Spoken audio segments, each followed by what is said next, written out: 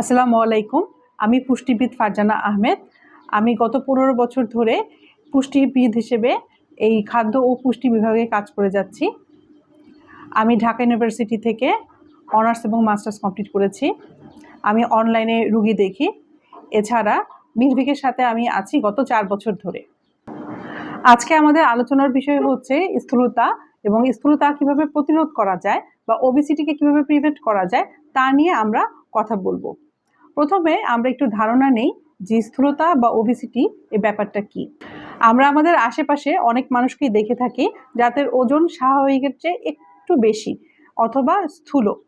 তো এই শব্দটার সাথে আমরা পরিচিত, কিন্তু পরিমাপগতভাবে স্থূলতা কি তা আমরা ডায়েটিশিয়ানরাই সাধারণত বুঝিয়ে দেই। পুরুষ বা মহিলা ভেদে প্রতিটি মানুষেরই একটি নির্দিষ্ট উচ্চতায় একটি নির্দিষ্ট ওজন থাকার কথা থাকে। কোনো কারণে যদি এই ওজনটা 10% বেশি থাকে তাহলে আমরা তাকে অতিরিক্ত ওজন বলি, এবং যদি 20% বেশি থাকে তাহলে আমরা বলি এই বিষয়টিকে স্থূলতা। এখন আমরা স্থূলতাকে কিভাবে প্রিভেন্ট করব বা প্রতিরোধ করব সেই বিষয়গুলো সম্পর্কে আলোচনা করব। Prevention is better than cure, এই কথাটি আমরা সবাই জানি। ওবেসিটি প্রিভেনশনের ক্ষেত্রে এই ব্যাপারটি আরও বেশি করে প্রযোজ্য হয়, কেননা শুধুমাত্র প্রিভেনশনের মাধ্যমেই ওবেসিটিকে আটকানো সম্ভব।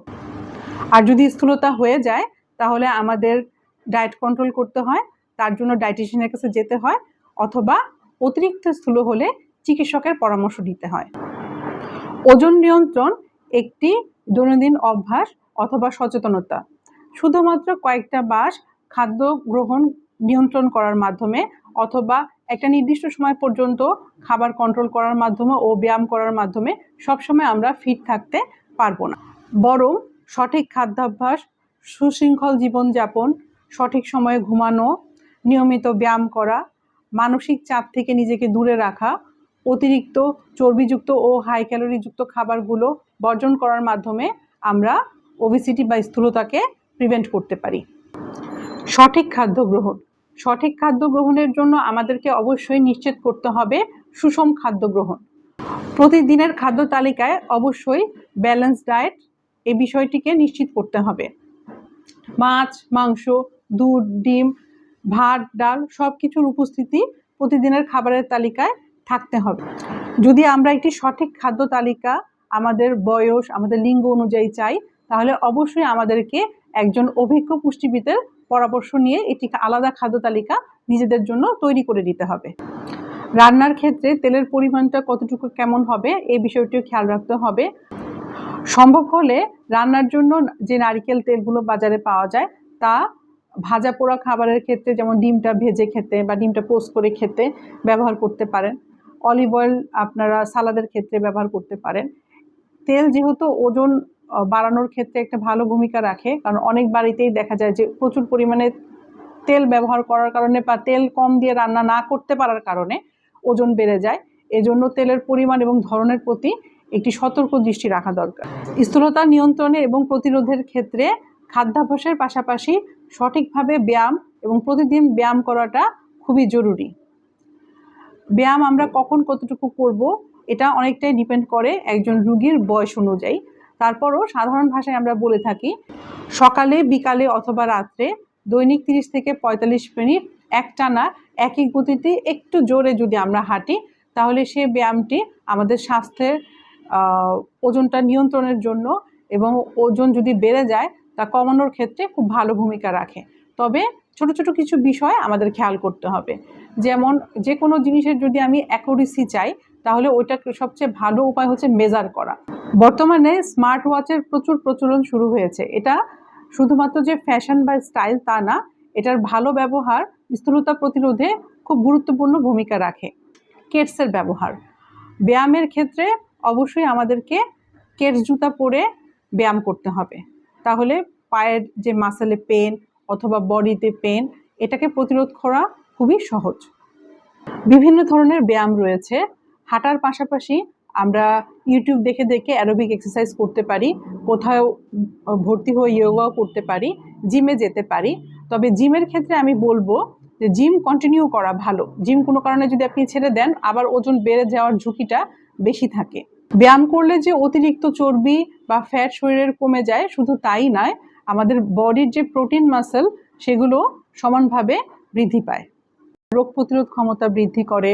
এছাড়া যাদের ডায়াবেটিস, প্রেশার আছে অথবা কোলেস্ট্রলের সমস্যা আছে তাদের এগুলো নিয়ন্ত্রণ করতে, এবং হাড্ডির ব্যথা অথবা অনেকের চুলের গঠন খারাপ থাকে, ব্লাড সার্কুলেশন ভালো করার মাধ্যমে যেমন হার্টের পাম্প ভালো হয়, তেমন স্কিনের গ্লো আসা, চুলের গঠন ভালো করা, এগুলোর ক্ষেত্রেও ব্যায়ামের একদম নিশ্চিত ভূমিকা থাকে।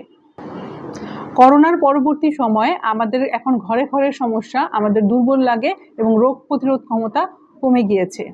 এর একটি খুব সহজ সমাধান হচ্ছে নিয়মিত ব্যায়াম করা। ব্যায়াম করার মাধ্যমে আপনার বডিতে অ্যান্টিঅক্সিডেন্ট তৈরি হয়, যার মাধ্যমে রোগ প্রতিরোধ ক্ষমতা বাড়ে এবং এনার্জি ক্রিয়েট হয়। প্রতি সপ্তাহে 150 মিনিট আমাদের হালকা ব্যায়াম করা উচিত অথবা হাঁটা উচিত। সঠিক খাদ্যাভ্যাস এবং ব্যায়ামের পাশাপাশি আমাদের একটি সুশৃঙ্খল জীবন মেনে চলতে হবে। ডিসিপ্লিন যদি আমাদের জীবনে না থাকে তাহলে কোনো কিছুই আমরা দীর্ঘ সময় ধরে রাখতে পারবো না বা কোনো কাজকে আমরা সুষ্ঠুভাবে করতে পারবো না। তাহলে স্থূলতা প্রতিরোধের ক্ষেত্রে সুশৃঙ্খল জীবন একটি অন্যতম ধাপ। সুশৃঙ্খল জীবনের ক্ষেত্রে প্রথমে আমি সবসময় রোগীদেরকে বলি যে সময় মতো ঘুমাতে যাওয়া। আপনি যদি সময় মতো ঘুমোতে যান, অটোমেটিকলি আপনি সকাল সকাল ঘুম থেকে উঠবেন, আপনার নাস্তা গ্রহণের টাইম, ব্যায়াম করার টাইম সব কিছু সঠিক সময় শেষ হয়ে যাবে। রাত 8টার মধ্যে অবশ্যই আমাদেরকে রাতের খাবার শেষ করতে হবে। রাত্রেবেলায় 10টার মধ্যে যদি আমরা ঘুমিয়ে যাই বা 10টা সাড়ে 10টার মধ্যে ঘুমাতে চলে যাই, তাহলে রাত্রেবেলায় 7 থেকে 8 ঘন্টা আমাদের মিনিমাম ঘুমাতে হবে এবং ঘুমটাকে কমপ্লিট করতে হবে। ঘুম কমপ্লিট করা বলতে আমি বুঝাই প্রপার ঘুম। অনেকেই ঘুমোতে যাওয়ার সময় মোবাইল নিয়ে ঘুমোতে যান, দেখা যাচ্ছে যে ঘুমের টাইম হয়ে গেছে রাত 10টা, বিছানায় যাওয়া হচ্ছে, কিন্তু ঘুমোতে ঘুমোতে রাত 1টা-1.5টা বাজছে, যার ফলশ্রুতিতে পরবর্তীতে পরের দিন দেখা যায় যে মাথা ব্যথা করে, অসুস্থ লাগে, খিটখিটে মেজাজ থাকে, নাস্তা খেতে দেরি হয়ে যায়, হজম শক্তির সমস্যা শুরু হয়ে যায়। আমাদের ওবেসিটির একটা অন্যতম কারণ থাকে রিকোয়েস্টের খাবার খাওয়া। এই কথাটা আমি সব রোগীদেরকে বলি যে অনুরোধের খাবার যখন তখন খাবেন না। যদি সেটা খাবার সময় থাকে যে বিকালের নাস্তা বা দুপুরের খাবার, সেটা খেয়ে নিতে পারেন, কিন্তু অনবরত যদি আমরা সবসময় খাবার গ্রহণ করি যে 1-2 ঘন্টা পর পরে আমি কিছু না কিছু মুখে খাচ্ছি, তাহলে আমাদের যে জিনিসটা হয় ইনসুলিন অ্যাক্টিভ হয় এবং ওই গ্লুকোজ যেটা আমাদের শরীরের ভেতরে বার্ন হয়ে যাওয়ার কথা, সেটা বার্ন না হয়ে ওই খাবার থেকে প্রাপ্ত গ্লুকোজটা ফ্যাট হিসেবে আমাদের বডিতে জমে। এটা খুব খারাপ। এজন্য আপনারা চেষ্টা করবেন সময় মতো খাবার গ্রহণ করা এবং অবেলায় বা অসময়ে খাবার গ্রহণ না করা। স্ট্রেস বা মানসিক চাপ আমাদের নিত্যদিনের সঙ্গী। এখন এটাকে কিভাবে আমরা ডিল করব তা ডিপেন্ড করে আমাদের মানসিকতার উপর। সবসময় আমরা চেষ্টা করব হাসি খুশি থাকতে এবং প্রাণবন্ত থাকতে। এতে আমাদের যে স্ট্রেস রিলিফ থাকার যে অভ্যাসটা, এটা সময়ের সাথে সাথে গড়ে ওঠে। স্থূলতা প্রিভেনশনের ক্ষেত্রে এই কথাটি আমি বলছি কারণ আপনি যদি খুব বেশি মানসিক চাপে থাকেন তাহলে স্ট্রেস ইটিং করার একটা প্রবণতা অনেক রোগীদের ক্ষেত্রে দেখা যায়। এছাড়া হরমোনেরও কিছু পার্থক্য আসে, যার কারণে অনেক সময় ওজন গেইন অনেক রোগীদেরই হয়। এজন্য চেষ্টা করব হাসি খুশি থাকতে, প্রাণবন্ত থাকতে। অতিরিক্ত টিভির প্রতি আসক্তি আগে থেকেই ছিল, এর সাথে যোগ হয়েছে মোবাইল এবং অনলাইনের ইন্টারনেট। মোবাইলে অনেকে গেমস খেলেন অথবা অনলাইনে ফেসবুক ঘাঁটতে থাকেন, তখন দেখা যায় দীর্ঘ সময় ধরে ইন্টারনেটের ব্যবহার, মোবাইলে বসে থাকা অথবা ল্যাপটপে বসে থাকার কারণে চলাফেরা অথবা ক্যালোরি বার্ন করাটা হয়ে ওঠে না, যার কারণে আগের চেয়ে বেশি এখন ওজন সাধারণ মানুষদের বেড়েই চলেছে। পৃথিবী জুড়েই রিক্রিয়েশনের আরেকটি বড় মাধ্যম হয়ে গেছে ফাস্টফুড বা হাই ক্যালোরি খাবার। মানুষ এদিক সেদিকে ঘোরাঘুরি করার জন্য ওই খাবারের রেস্তোরাঁয় চলে যায়, যেখানে সাধারণত আনহেলদি হাই ক্যালোরি খাবারগুলি আমরা অর্ডার করে থাকি। এগুলো বেশি খাওয়ার কারণে আমরা অনেক সময় ক্যালোরির যে সঠিক মেজারমেন্ট এটা লং টাইম ধরে রাখতে পারি না, তখনই ওজন বাড়তে থাকে এবং সঠিক সময় সচেতন না হলে ওজন বেড়ে সেটা স্থূলতায় পরিণত হয়। পানি, সঠিক পরিমাণে পানি পান করা আমাদের প্রত্যেকের জন্য খুবই জরুরি। বেশিরভাগ ক্ষেত্রেই রোগীরা জানেন না যে প্রতিদিন তাদের কি পরিমাণ পানি মিনিমাম খাওয়া উচিত। প্রতিদিন 2 থেকে 3 লিটার পানি আমাদের এই গরমের দেশে অবশ্যই রোগীদের খাওয়া উচিত। অনেক সময় আমরা ব্যস্ততার কারণে অথবা এসি রুমে থাকার কারণে মনে করি যে আমরা পানি পান করেছি, কিন্তু দেখা যায় যে পরিমাণে পানি সারাদিনে মিনিমাম আমাদের নেওয়ার কথা বা পান করার কথা তা পান করা হয়ে ওঠে না। পানির মেজারমেন্টটা হবে পানি, দুধ, স্যুপ, চা, কফি সব কিছু মিলে 2 থেকে 3 লিটার পানি অবশ্যই আমাদের প্রতিদিন গ্রহণ করতে হবে। পানি কম গ্রহণ করার কারণে কোষ্ঠকাঠিন্য হয়, দুর্বলতা তৈরি হয়, কোষ্ঠকাঠিন্য থেকে হজম শক্তির সমস্যা তৈরি হয়, অ্যাসিডিটি হয়। তখন দেখা যায় যে গ্যাস ফর্মের কারণে অস্বস্তি বোধ হয়, মেজাজ খিটখিটে থাকে, কাজে কর্মে সমস্যা তৈরি হয়, স্বাস্থ্যহানি ঘটে। এছাড়া আপনার হজমের সমস্যার কারণে আপনার গ্রহণকৃত খাবারগুলো ফ্যাট হিসেবে যদি কোনো কারণে জমে, সেক্ষেত্রেও স্থূলতা দেখা দিতে পারে। অতিথিকে আপ্যায়ন করা আমাদের দেশের একটি সাধারণ কালচার। তার অন্যতম একটি উপকরণ বা মেহমানদারির একটি অংশ হচ্ছে চা পরিবেশন করা।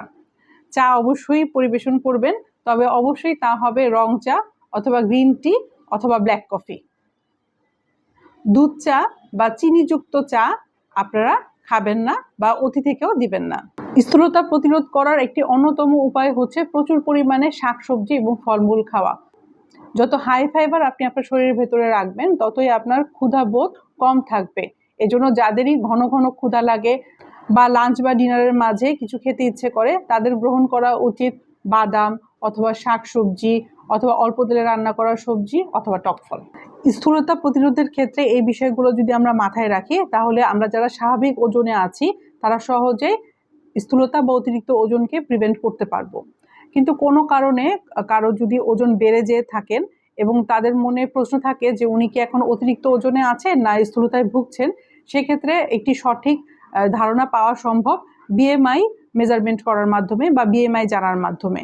যাদের বিএমআই 25-এর বেশি, তাদেরকে আমরা বলি অতিরিক্ত ওজন, মানে তাদের ওজনটা বেড়ে গেছে, এবং স্থূলতায় ভুগতেছেন যাদের বিএমআই 30-এর বেশি। 30-এর উপরে যাদের বিএমআই চলে গিয়েছে তাদেরকে অবশ্যই আমরা ধরবো যে তারা স্থূলতায় ভুগছেন। সেক্ষেত্রে আপনাদের ক্যালোরি কন্ট্রোল করে খাবার গ্রহণ করতে হবে, সঠিকভাবে ব্যায়াম করতে হবে, নিয়মিত ফাস্টফুড ছেড়ে দিতে হবে, হাই ক্যালোরিযুক্ত খাবার ছেড়ে দিতে হবে, ডিসিপ্লিন লাইফ লিড করতে হবে এবং একদম অ্যাকুরেট মেজারমেন্ট এবং অ্যাকুরেট ক্যালোরি গ্রহণ করার জন্য অবশ্যই আপনি কোনো অভিজ্ঞ ডায়েটিশিয়ানের পরামর্শ নেবেন। আমাদের কাছে প্রতিদিন অনেক ধরনের রুগীরাই আসেন। আমার একজন পরিচিত রুগী ছিলেন, অনেকদিন আমার আন্ডারে ছিলেন। ওনার ওজন ছিল 115 কেজি, কিছুদিন আগের কথাই। তার বয়স ছিল খুবই কম, 24 থেকে 25 বছরের মধ্যে। ওনার এত অল্প বয়সেই হাই ব্লাড প্রেশার এবং কোলেস্টেরলের প্রবলেম ধরা পড়ে গিয়েছিল এবং থাইরয়েড সমস্যায় উনি অনেকদিন থেকেই ভুগছিলেন। সেক্ষেত্রে আমি রুগীকে প্রথমে তার কারেন্ট যে রিপোর্টসগুলো আছে, যে তার প্রেশারটা কেমন, কোলেস্টেরল লেভেলটা কেমন, কোন ওষুধগুলো খাচ্ছেন, এই ব্যাপারগুলো আমি চেক করলাম। চেক করার পর থাইরয়েডের রুগীরা তো থাইরয়েডের ওষুধ সবসময়ই খান এবং তাদের একটা ধারণা থাকে যে থাইরয়েড থাকলে আমার ওজন কমবে না। এটা একটা ভুল ধারণা। থাইরয়েডের রুগীদের অবশ্যই ওজন কমে, কিন্তু ওইখানে হয়তোবা ওজন কমানোর রেটটা স্বাভাবিক পেশেন্টদের চেয়ে একটু কম থাকে, কিন্তু ওজন কমে যায়। তো উনি আমার এখানে রেগুলার আসতেন। তো কনফিডেন্স আমি ওনাকে অনেকভাবে কথা বলে কাউন্সেলিং করে দিলাম। উনি অনেক বেশি ডিটারমাইন্ড ছিলেন। প্রথম যেদিন আমি ওনাকে কাউন্সেলিং করি, ওদিন ওনার মধ্যে আমি অনেক হতাশা বা নার্ভাসনেস দেখতে পাই, কিন্তু সময়ের সাথে সাথে উনি যখন দেখলেন যে ওনার ওজনটা খুব সুন্দরভাবে 10 কেজি 7 কেজি করে প্রতি মাসে প্রথম দিকে কমছে, তখনই উনি কনফিডেন্সটা পান যে না, আমার ওজন কমানো আমার পক্ষে সম্ভব। একটু ধৈর্য ধরে যদি আমি একটু ফোকাস করি, একটু লাইফস্টাইলটাকে চেঞ্জ করি, খাবার কন্ট্রোল করি, তাহলে সম্ভব। আমি যে কাজটা করি সেটা হচ্ছে প্রথমে ওনাকে কাউন্সেলিং করে দিই যে কোন খাবারগুলো উনি খাবেন এবং কোন খাবারগুলো খাবেন না। ওনার হাইট, ওয়েট সব কিছু মেজার করে, বিএমআই মেজার করে ওনার ক্যালোরিটা আমি নির্ধারণ করে দেই। ওই অনুযায়ী আমি একটা প্রপার ডায়েট চার্ট করি এবং উনি কোন ধরনের খাবার খান না, কোনটার প্রতি বেশি আসক্ত, ওগুলা জেনে যেটা আমার পক্ষে ওই দৈনিক খাওয়ার তালিকায় সেট করা সম্ভব ছিল, ওটা আমি রাখি, যাতে উনি কোনো কারণে খাবারটা গ্রহণ করতে অপছন্দ না করেন বা বিরক্ত বোধ না করেন। আর কিছু কিছু হাই ক্যালোরি খাবার থাকে, যেমন ফাস্ট ফুড, রিচ ফুড, অতিরিক্ত তেল, এগুলো আমাদের সবসময় বাদ রেখে দিতে হয়। যেমন উনি পানি কম খেতেন, আমি ওই ব্যাপারটা বারবার কাউন্সেলিং করি যে পানিটা ঠিক মতো খাবেন, একটা আলাদা বোতলে পানিটাকে আপনি মেপে রাখবেন, উনি সেটা করেন। আর আমরা 100-র উপরে ওজন গেলে দেখা যায় 3 থেকে 4 লিটার মিনিমাম প্রতিদিন আমরা পানি খেতে বলি, যাতে ওনাদের ওই যে অতিরিক্ত ঘন ঘন যে ক্ষুধা লাগে ফ্যাট সেলের কারণেই মোটা রোগীদের একটু বেশি ক্ষুধা লাগে। তো এই কারণে ওনাকে আমি পরিমিত পরিমাণে পানির চেয়ে একটু বেশি পানি খাওয়ার সাজেশন দেই, যেটা একদমই সায়েন্টিফিক। তো উনি প্রচুর পরিমাণে পানি খেতেন, সাথে মাছ, ভাত, ডাল, ডিম, সবজি, রুটি সবই আমি ওনার খাদ্য তালিকায় রেখেছিলাম, কিন্তু পরিমাণটা আমি কন্ট্রোল করেছি, তেলের ধরনগুলো কন্ট্রোল করেছি। এবং ব্যায়াম, উনি যেহেতু ইয়াং ছিলেন, আমি ওনাকে সাথে সাথে সাজেস্ট করছি যে আপনি জিম জয়েন করেন। উনি রেগুলার জিম করতেন, তো উনি জিম শুরু করলেন, বাইরের ফাস্ট ফুডগুলো বন্ধ করলেন। আমি ওনাকে আলাদাভাবে বলি যে অনলাইনে খাবার অর্ডার করার যে অপশনগুলো আছে মোবাইলে, ওগুলো যেন উনি ডিলিট করে দেয় আপাতত, যাতে এখন ওনার যখন তখন খেতে ইচ্ছে করলে উনি হাই ক্যালোরি বা ফাস্টফুড অর্ডার না করতে পারে। ঘরের তৈরি উনি স্বাভাবিক মাছ, ভাত, ডাল, সবজি খান পরিমাণ মতো। সময়ের সাথে সাথে ওনার ওজনটা কমতে থাকে। 100-র উপর যাদের ওজন থাকে অনেক সময় ওনাদেরকে আমরা ওষুধ সাজেস্ট করি, ওনাকে আমি একটা ওষুধ সাজেস্ট করেছিলাম। 6 মাসের মাথায় আমি দেখলাম যে ওনার ওজন 65-তে নেমে এসেছে। এবং এটা শুধুমাত্র আমি বলবো যে ওনার ডিটারমিনেশন, ফোকাস এবং ধৈর্যের ফল। এখন উনি একটু সুস্থ স্বাভাবিক মানুষ, ওনার প্রেশার কন্ট্রোলে চলে আসছে, কোলেস্টেরল নেই, থাইরয়েডের সমস্যাটা পুরোপুরি যায়নি, কিন্তু এখন উনি অনেক বেশি এনার্জেটিক এবং কনফিডেন্ট একজন ইয়াং ছেলে। এখন উনি চাকরি খুঁজতেছেন, তো চাকরির ইন্টারভিউর ক্ষেত্রেও দেখা যায় যে একটি সঠিক ফিটনেস যদি আপনি রাখেন, তো তাহলে অপর পক্ষের জন্য গ্রহণ করাটা সহজ থাকে এবং আপনার কর্মক্ষেত্রে আপনি অনেক বেশি অ্যাক্টিভ থাকতে পারেন।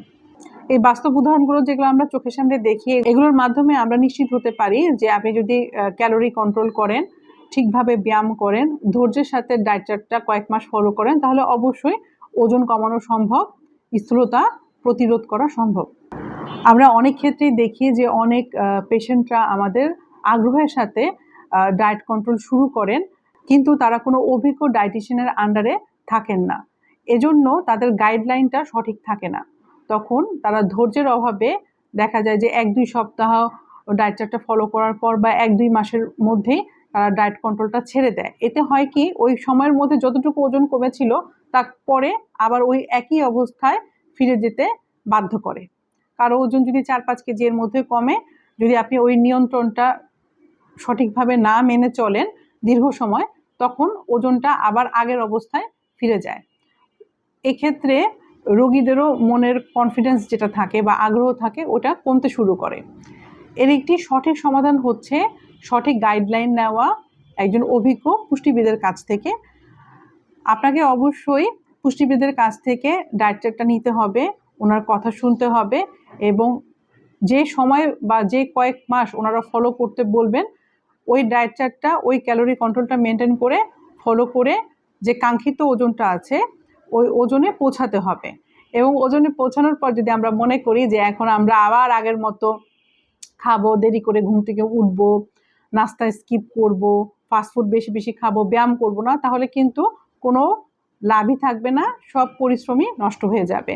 আপনার যদি ওই পারফেক্ট ওয়েটটা ওজন কমানোর পর যেটা আপনি পেয়েছেন বা পৌঁছাতে পেরেছেন ধরে রাখতে হয়, তাহলে অবশ্যই আপনাকে যে নতুন লাইফস্টাইলটা, সঠিক সময় ঘুমানো, সঠিকভাবে খাদ্য গ্রহণ করা, ব্যায়াম করা, ফাস্টফুড নিয়ন্ত্রণে রাখা, পানি ঠিক মতো খাওয়া, মানসিক চাপ মুক্ত থাকা, অ্যাক্টিভ থাকা, এই কাজগুলো করে যেতে হবে। আমি পুষ্টিবিদ ফারজানা আহমেদ আজকে আপনাদের কাছ থেকে বিদায় নিচ্ছি। আমি আশা রাখি আমার উপদেশগুলো আপনাদের জীবনে কাজে আসবে।